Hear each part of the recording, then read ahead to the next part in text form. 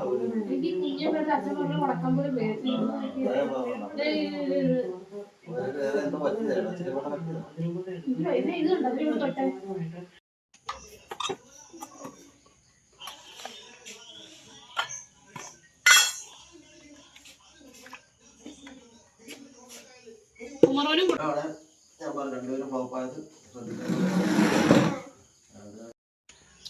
മുഴുവൻ കഴിക്കണേ.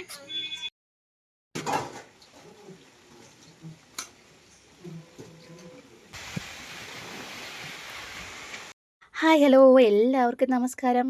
സുഖമായിട്ടിരിക്കുന്നു. ഞാനിവിടെ സുഖമായിട്ടിരിക്കുന്നു കേട്ടോ. രാവിലെ തന്നെ നല്ല മഴയാണ്. മക്കിന്ന് സ്കൂളിൽ പോകേണ്ട ദിവസമാണ്.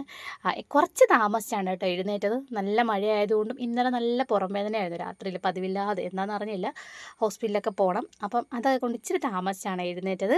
അപ്പോൾ ആദ്യമായിട്ട് എൻ്റെ വീഡിയോ കാണുന്നവരുണ്ടെങ്കിൽ ചാനൽ സബ്ബാക്കാനും ലൈക്ക് ചെയ്യാനും കമൻറ്റ് ചെയ്യാനും ഒന്നും മറക്കരുത് കേട്ടോ. രാവിലെ കുളിച്ച് പൂജാമുറത്ത് വന്നപ്പോഴത്തേക്ക് ഒരു ഗ്ലാസ് ചായ ഏട്ടനവർ കിട്ടിയിട്ടുണ്ട് കേട്ടോ.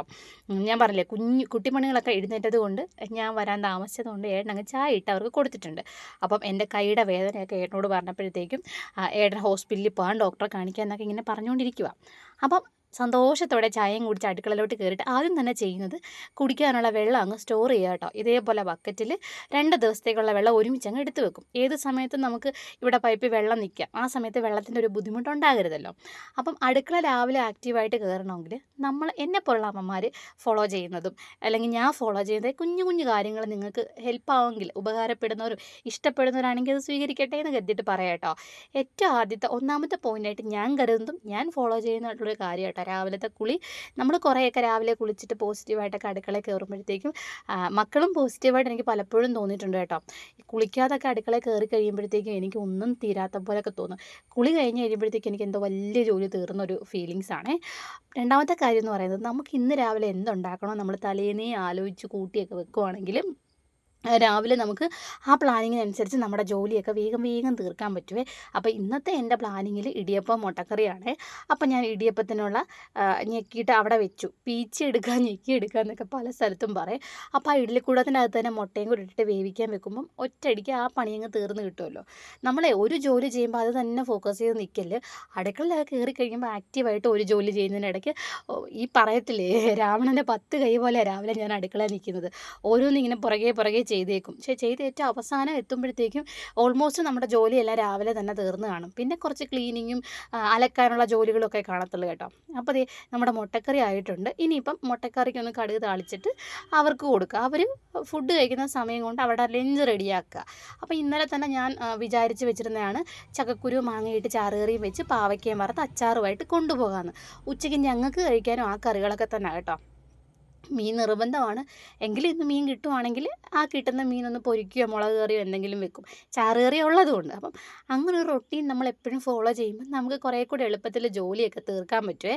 പിന്നെ നമ്മൾ നമ്മുടെ മക്കളോടും കൂടെ കുഞ്ഞുനാൾ തന്നെ, അല്ലെങ്കിൽ അവർ സ്കൂളിൽ പോയി തുടങ്ങുന്ന സമയത്ത് അവർക്കും ഇതേപോലെ റൊട്ടീൻ ഉണ്ടാക്കി വെക്കുമ്പോഴത്തേക്കും നമ്മൾ കുറച്ച് സേഫ് ആയിരിക്കും. അല്ലെങ്കിൽ അവരുടെ പുറകെ നമ്മളിങ്ങനെ നിൽക്കണ്ട, അത് ചെയ്തതാ ഇത് ചെയ്തതാന്നും പറഞ്ഞിട്ട് നമുക്ക് അങ്ങനെ പുറകെ നടക്കേണ്ടി വരത്തില്ല കേട്ടോ.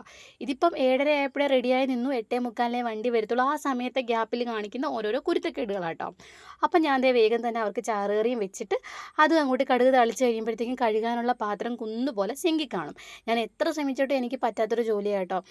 അപ്പം എടുക്കുന്ന പാത്രങ്ങൾ കഴുകി മാറ്റുക എന്നുള്ളത് അതെന്തോ എനിക്ക് നടക്കത്തില്ല. അങ്ങനെ ചെയ്യാൻ പറ്റുന്ന അമ്മമാരാണെങ്കിൽ അത് നല്ലൊരു ഓപ്ഷൻ ആയിരിക്കും. ഞാൻ പക്ഷേ എല്ലാ ജോലിയും കഴിഞ്ഞിട്ട് പെരക്കവും തൂത്ത് അടുക്കളയും വൃത്തിയാക്കിയിട്ട് പാത്രം അങ്ങ് കഴുകിയെല്ലാം കമത്തി വെക്കത്തുള്ളൂ കേട്ടോ. പിന്നെ ഞാൻ അവർക്ക് ചോറങ്ങ് എടുക്കുവാണേ. അപ്പം ചോറും ചാറുകറിയൊക്കെ എല്ലാം ഒരുമിച്ച് അങ്ങ് വെച്ച് കൊടുക്കുക. സെപ്പറേറ്റ് കൊണ്ടുപോകും. മിക്കപ്പോഴും ഈ ചാറുകറിയൊക്കെ അങ്ങ് കമത്തി കളയും അവർ. അതുകൊണ്ടാണ് കുഞ്ഞ് ഡപ്പയ്ക്കകത്താക്കിയിട്ട് ചോറിൻ്റെ പുറത്ത് തന്നെ വെച്ച് കൊടുക്കുന്നത്. ഇനിയിപ്പം തുണി അലക്കുക എന്നുള്ള ജോലിയും കൂടെ ഉള്ളൂ കേട്ടോ. ബാക്കി പണികളൊക്കെ നമുക്ക് വേഗം അങ്ങ് തീർക്കാം. അപ്പം മക്കളെ വിട്ടിട്ട് നേരെ ഞാൻ കാപ്പി കുടിച്ചിട്ട് ഇനി ഒന്ന് ഹാളും അടുക്കളയും കൂടെ ഒന്ന് തുടയ്ക്കണം. അതും തുടച്ച് തുണിയും കൂടെ കഴിയുമ്പോഴത്തേക്കും എൻ്റെ പണിയൊക്കെ ഓൾമോസ്റ്റ് തീരുവേ. അപ്പോൾ കാപ്പി കുടിച്ചിട്ട് വേഗം തന്നെ പാത്രം കഴുകാനായിട്ട് ഞാൻ നിന്നു. അപ്പോൾ ഞാൻ നേരത്തെ പറഞ്ഞു വന്നത്, നമ്മൾ ഒട്ടും മടി കൂടാതെ രാവിലെ എന്തായാലും നമ്മൾ തന്നെ ഈ ജോലിയൊക്കെ ചെയ്യണം. നമുക്ക് പകരം ജോലി ചെയ്യാൻ വേറെ ആരെങ്കിലും ഉള്ളവരാണെങ്കിൽ സാരമില്ല കേട്ടോ. ഇവിടെ ഞാൻ ചിന്തിക്കുന്നത് എന്തായാലും ചെയ്യണം. അപ്പോൾ പിന്നെ അങ്ങ് മടി കൂടാതെ നേരത്തെ ചെയ്യുവാണെങ്കിൽ നേരത്തെ കുറേ കൂടെ ജോലി തീർന്നിട്ട് ഇരുന്നൂടെ.